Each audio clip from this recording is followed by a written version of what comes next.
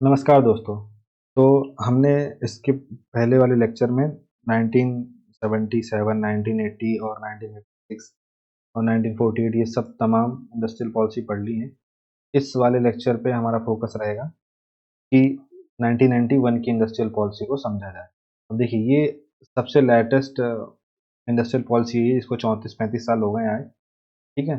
तो इस ये एक अच्छा मतलब अभी जिस जगह पे हम खड़े हैं, इस जगह पे खड़े होके हम इसको अच्छे तरीके से एनालिसिस कर सकते हैं कि हाँ, ये इकोनॉमिक पॉलिसी जो 1991 बनी थी, आज भी रिलेवेंट है कि नहीं है, सही थी कि नहीं, वो तमाम चीज़ें। तो अगर आप इसका बैकग्राउंड अगर हम देखेंगे कि 1991 की इकोनॉमिक पॉलिसी का बैकग्राउंड क्या था, तो बहुत ही इंटरेस्टिंग इसका बैकग्राउंड था, वो देख लेते हैं अपन।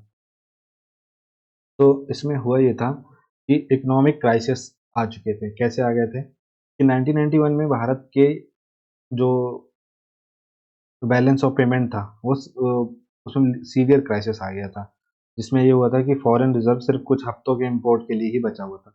आज की डेट पे आज हमारे पास लगभग 6 से लगभग 7 से 8 महीने हमारे पास इतना फॉरेक्स रिजर्व है कि हम 7 से 8 महीने तक अभी भी अपना सर्वाइव कर सकते हैं, अगर आज हमारे पास कुछ इकोनॉमिक क्राइसिस आ जाए तो। लेकिन उस समय सिर्फ हफ्ते भर का बचा हुआ था। दूसरा आप देखेंगे कि हाई फिस्कल डेफिसिट हो गया था।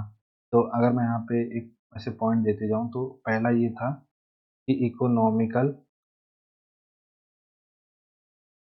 क्राइसिस जिसमें बैलेंस ऑफ पेमेंट जो था वो गड़बड़ा गया था, ठीक है। दूसरा क्या हुआ था? फिस्कल डेफिसिट बहुत ज़्यादा था। फिस्कल डेफिसिट क्या होता है कि हम जो टोटल एक्सपेंडिचर है और टोटल इनकम है, तो टोटल एक्सपेंडिचर टोटल इनकम से ज़्यादा हो जाए।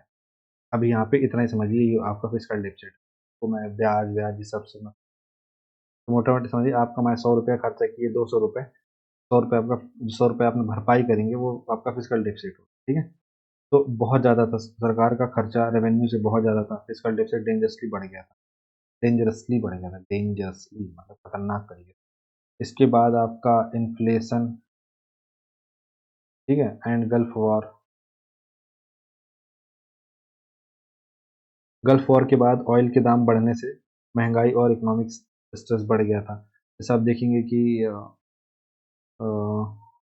डॉलर से पेमेंट करते हैं हम डॉलर से पेमेंट करते हैं तो डॉलर आने के लिए भी तो कुछ रास्ते हों। एफडीआई उतने स्तर पे चल नहीं रहा, लाइसेंस राज चल रहा था, ठीक है? और इकोनॉमी क्लोज थी तो डॉलर कहाँ से आएगा? थोड़ा मोड़ा जो डॉलर आता था तो चीज़ें चल रही थी, ठीक तो ठीक था। लेकिन अब आप समझिए आपके पास ₹100 सेविंग है और आपकी तबीयत भी खराब हो जाए, आपके घर में किसी एक्सीडेंट भी हो जाए, आपके यहाँ एकदम से इकोनॉमिक क्राइसिस आ जाए, तो आपकी ₹100 सेविंग है, क्या-क्या चीज़ भर पाएगी? सेम यही कंडीशन इंडिया के साथ हो गई थी। तो इन्फ्लेशन भी अपने तगड़े उस पे था और गल्फ वॉर भी चल रहा था। गल्फ वॉर मतलब जो खाड़ी में इराक, ईरान, ये सद्दाम हुसैन ये सब चिराग फैला के रखे थे वो सब।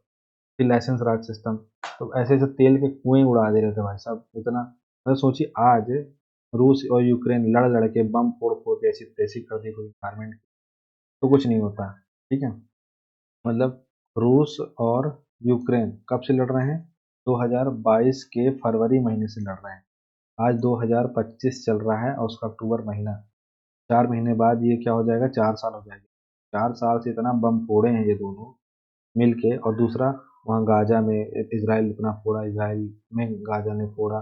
फिर दूसरा आपका मतलब हमास वगैरह ने इराक और इज़राइल की लड़ाई हुई थी, अभी ऑपरेशन सिंदूर हो गया था, पाकिस्तान ने भारत ने पाकिस्तान पे बम फोड़े। अब ये सब चला, इन सब से एनवायरनमेंट पॉल्यूशन नहीं होता, ठीक है? आप बम फोड़ेंगे, फुलझड़ी फोड़ेंगे, सबसे एनवायरनमेंट पॉल्यूशन हो। तो भाई ये तो 100 ग्राम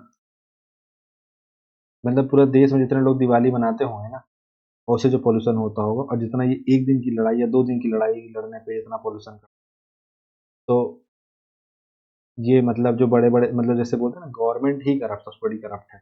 गवर्नमेंट ही सबसे बड़ी चोर है। तो ऐसे ही ये रूस, यूक्रेन ये सब क्या है ये फिर बाद में बैठ जाएँगे बिना ट्रिपल सी में कि नहीं, नहीं हमें 2% 2 डिग्री सेल्सियस से कम लाना है टेम्परेचर और यहाँ लड़ रहे हैं, बॉम्ब-वॉम्ब खेल रहे हैं। तो तब इनका वो पर्यावरण प्रेम जो है तब चला जाता है। और आम जनता से यहाँ ये कहेंगे फुलझड़ी भी ना जलाओ। ठीक है, पूरा धुआँ-धुआँ कर दो क्या दिक्कत है? कोई दिक्कत नहीं है।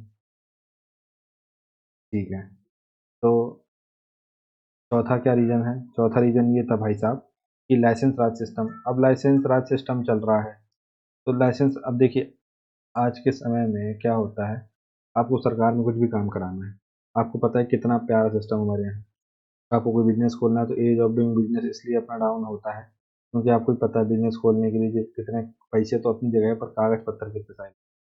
तो लाइसेंस राज सिस्टम में क्या हो रहा था, इंडिपेंडेंस के बाद इंडस्ट्रीज पर लाइसेंस और कंट्रोल का सिस्टम था, जिससे प्राइवेट सेक्टर का ग्रोथ स्लो हो गया था। मतलब अब जिसकी पहचान होगी, मंत्री मिनिस्टर विधायक यहाँ वहाँ से, उसी को लाइसेंस मिल पाएगा और वही लाइसेंस ले पाएगा, तो फिर उसी की मोनोपोली चली आएगी, तो प्राइवेट सेक्टर कुछ कर नहीं पाएगा।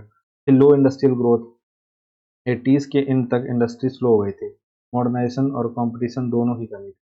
ठीक है, तो इंडस्ट्रियल ग्रोथ भी एकदम, भाई स्किल स्किल कुछ दे ही नहीं रहे, तो इंडस्ट्रियल ग्रोथ कहाँ से होगी, इंडस्ट्रियल ग्रोथ भी कम थी। अच्छा, फिर उसके बाद क्या था, फॉरेन एक्सचेंज का शॉर्टेज था। ठीक है, क्लोज इकोनॉमी है आपकी, फॉरेन एक्सचेंज कम तो रहेगा ही ना। इसके अलावा आप देखिए IMF जो है, उसकी लोन की कंडीशन थी कुछ, ये अभी बाद में आएगा, ये लोन कंडीशन वगैरह बाद में। तो मोटा माटी ये जो 6-7 पॉइंट मैंने आपको बताए, आप इसको समझिए कि 1991 में ऐसा क्या हुआ कि हमें इस तरीके की इकोनॉमिक पॉलिसी को अपनाना पड़ा। तो ये हुआ कि इकोनॉमिक क्राइसिस चल रहा था। बैलेंस ऑफ पेमेंट में दो अकाउंट होते हैं, करंट अकाउंट होता है, कैपिटल अकाउंट होता है।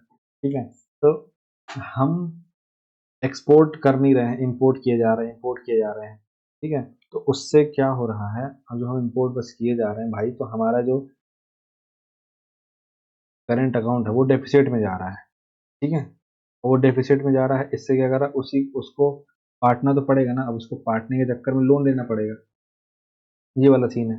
दूसरा, आप एक्सपोर्ट कर नहीं रहे हैं, इंपोर्ट किए जा रहे हैं, इंपोर्ट किए जा रहे हैं, तो इंपोर्ट करेंगे तो पैसा देना पड़ेगा, पैसे देना पड़ेगा, तो कोई डॉलर मिलेगा, कोई आपकी होम करेंसी में ले लिए तो अलग बात है।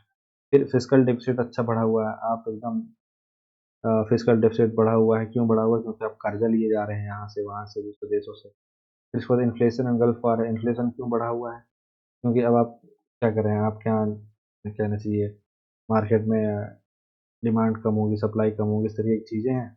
आपने नोट छापना शुरू कर दिया, तो नोट छापना शुरू कर, लोगों के पास पैसे आ गए, पैसे आ गए तो हर डिमांड तो क्या कहना चाहिए, सप्लाई कम है, डिमांड ज़्यादा है, तो ज़्यादा से ज़्यादा पैसे देने लग जाएंगे, उस चीज़ का इन्फ्लेशन बढ़ जाएगा।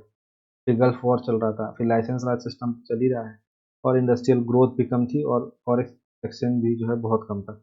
ये सब चीज़ें और ग्लोबल कंपटीशन का प्रेशर भी था, वर्ल्ड मार्केट में कॉम्पिटिटिव बनने के लिए रिफॉर्म्स लाना भी ज़रूरी था, क्योंकि भाई आप सोचिए आपके देश में वही घिसी-पिटी चल रही हैं, मारुति मतलब आप मतलब पुरानी चीज़ें चली आ रही हैं, दूरदर्शन के अलावा कोई दूसरा चैनल नहीं है। ठीक है, एक ही स्कूटर है, एक ही टाइप का कंप्यूटर है, सब चीज़ें हैं, तो डाइवर्सिटी है ना भाई। जैसे आज आप देखते हैं कि पैंटालून्स भी है, ज़ूडियो भी है, डियोर भी है, गुच्ची भी है, ज़ारा भी है, सब चीज़ें हैं। तो ये सब क्यों, इसी वजह से हुआ, लुई विटॉन भी है। तो ये सब चीज़ें हुई, और गवर्नमेंट ने कुछ आगे एक्शन लिए, तो देखते हैं क्या एक्शन लिए। तो ये आप बैकग्राउंड समझ गया, जहाँ तक मैं ऐसा समझ पा रहा हूँ कि आप बैकग्राउंड समझ कि भाई साहब ऐसा क्या हुआ, ये क्या हुआ है, क्या क्यों हुआ, कैसे हुआ, कब हुआ, तो इसकी घोषणा हुई। भाई अभी सब तो फैल गया था रायता, अभी रायता फैल गया, समेटना है, तो समेटना है भाई साहब, तो क्या किया जाएगा, इकोनॉमिक पॉलिसी की घोषणा की जाएगी। तो घोषणा ये हुई कि हम 24 जुलाई 1991 को ऐलान करते हैं। ठीक है, और इसमें PV नरसिम्हा राव की सरकार थी, आपकी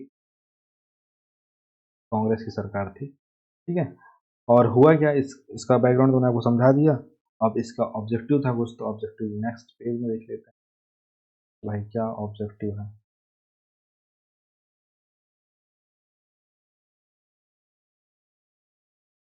सबसे पहला ऑब्जेक्टिव है इसका कि भारतीय अर्थव्यवस्था को अंतर्राष्ट्रीय बाजार व्यवस्था के अनुरूप बनाना। तो कुल जमा इसको मैं बोल देता हूँ कि ओपन इकोनॉमी।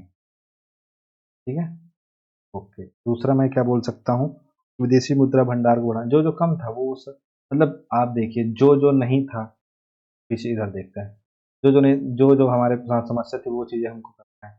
जैसे फॉरेक्स रिजर्व कम था तो भाई बढ़ाना है, इंडस्ट्रियल ग्रोथ कम थी तो बढ़ाना है, जो समस्या थी उसका निवारण करना है। लाइसेंस वाला सिस्टम है, इसको कम ख़त्म करना है या कम करना है। इन्फ्लेशन गल्फ वॉर था, ये हमारे हाथ पे था नहीं, ये हमारे हाथ में था, तो इन्फ्लेशन को कम करना था, फिस्कल डेफिसिट को कम करना था, बैलेंस ऑफ पेमेंट क्राइसिस को क्या करना था, मेंटेन करना था। ये किसने मेंटेन कराया बैलेंस ऑफ पेमेंट क्राइसिस? ये IMF ने मेंटेन कराया, ठीक। तो समस्या जो समस्या है उसी का निवारण कर देंगे, तो उसी का निवारण करने के लिए तो उद्देश्य होना जाएगा। तो फॉरेक्स जो आपका रिजर्व है इसको क्या करना, बढ़ाना है। इसके बाद हम क्या देखें, इसमें इकोनॉमिक इकोनॉमिक डेवलपमेंट को तीव्र करना है, ठीक है। इसके बाद हम क्या देखते हैं कि इन्फ्लेशन की दर, मतलब वही है ना, वही बोल रहा हूँ जो पीछे था, इन्फ्लेशन को कम करना है। फिर हमने देखा निजी भागीदारी को बढ़ावा देना है,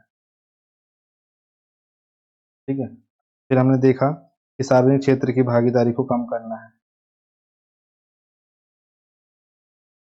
ठीक है। तो जो मतलब पहले चल रहा था कि पब्लिक सेक्टर है उसका ज़्यादा इन्फ्लुएंस है तो उसको कम करना है, ये सब चीज़ें इसमें हुई।